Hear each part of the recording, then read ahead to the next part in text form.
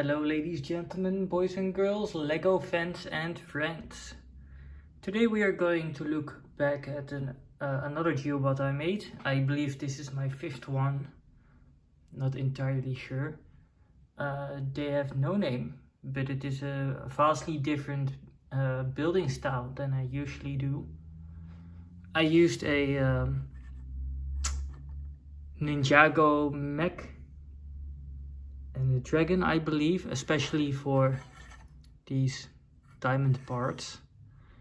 And there are some few dirty old parts because I rarely buy new Lego. Usually I just buy used boxes from people who do them away pretty cheap. I never know what I'm going to get, but sometimes there's some cool stuff in there. So this guy kind of has a story and the design philosophy I tried. The story of him, I think it's a him, could also be a they, I don't know. But the story is that he is a protector or a superhero.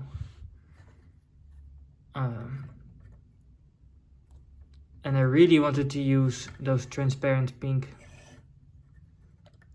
diamond-like pieces, and they are infused into his body, giving him power. Like, the Geobot lore isn't very comprehensive yet. It changes a lot still, but one of the main things about Geobots is that they have a soul crystal from which they are born, I believe, or they get their powers from it. And this guy, I wanted him to be fused with his own crystal so that he would be different from other Geobots. And I'm not good at posing at all. That doesn't matter. There are several few points of interest on this guy. First of all, the weird torso. Normally, with my own style, with Kiro, I try to make small torsos of 4 pieces. And I wanted to do that with this guy, but I wanted to make him taller, but also I want to give him a lot of articulation. So he can be posed in various ways. It's not the most aesthetic thing ever, but it works. And also something I found really cool myself are these pieces around the waist. These are basically used for minifigures. And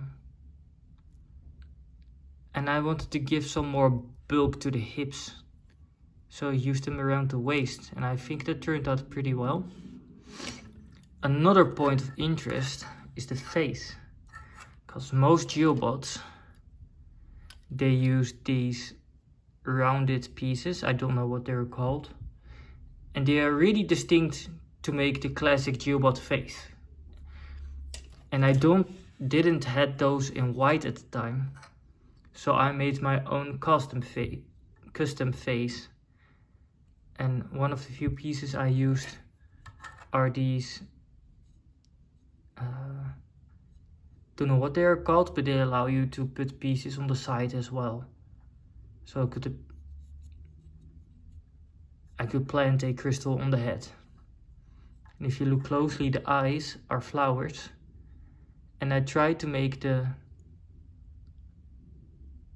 empty part in between the leaves kind of as the pupils of the eyes. So those are a few points of interest. Another thing that you might notice are the wings. This guy has fully posable wings. Sadly, they only go up and down. They don't go in other directions, but it works for now. And I made those using some Technic pieces, attached basically in a block in which you can connect Technic pins. And that is made out of the middle. Like this.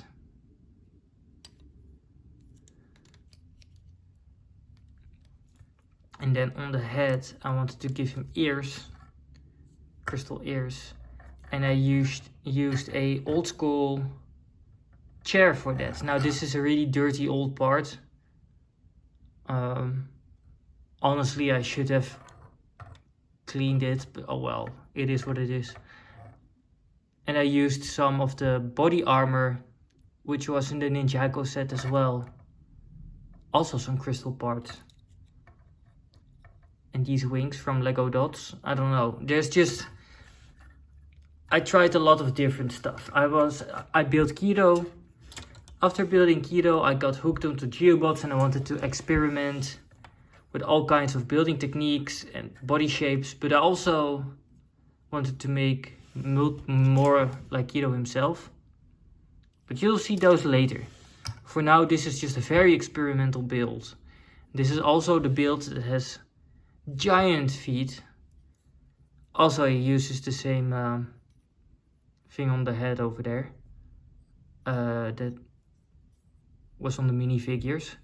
And these feet, they make it so easy to pose this guy.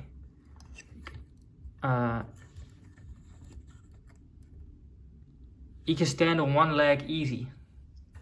And it's stable. So that's really cool. So guy is really poseable. He's long. It's also the first Geobots that I gave wrists, I believe.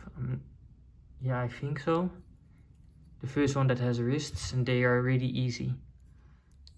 Instead of the arm just ending here, I used the same mixel joint as the upper arm for the lower arm, so I could extend and make a wrist. And then there's movable fingers. Yeah, first Geobot with a lot of articulation and a lot of stability. In hindsight, the legs are too short, but oh well. And he has wings. I really like the wings. The color scheme is just a byproduct of me wanting to use these pieces. And had a lot of white available at the moment when I made this. And there are a few things you can still see from Kiro. Because Kiro, based on the Metabot, has those pieces that overlap the joints to kind of simulate some sort of armor or make it thicker. And that carries it over into this guy. Like you can see on the upper arms and the upper legs.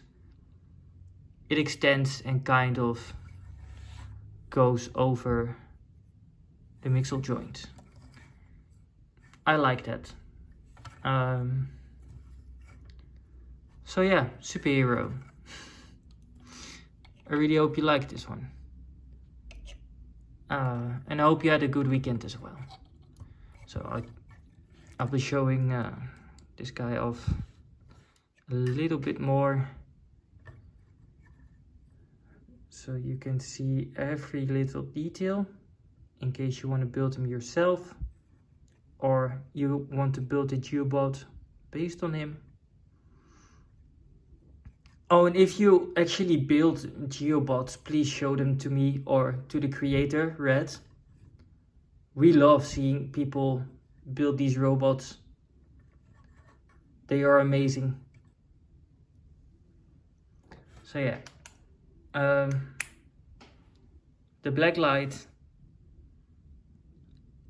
it looks cool in the white, but there's actually no glowing part, sadly.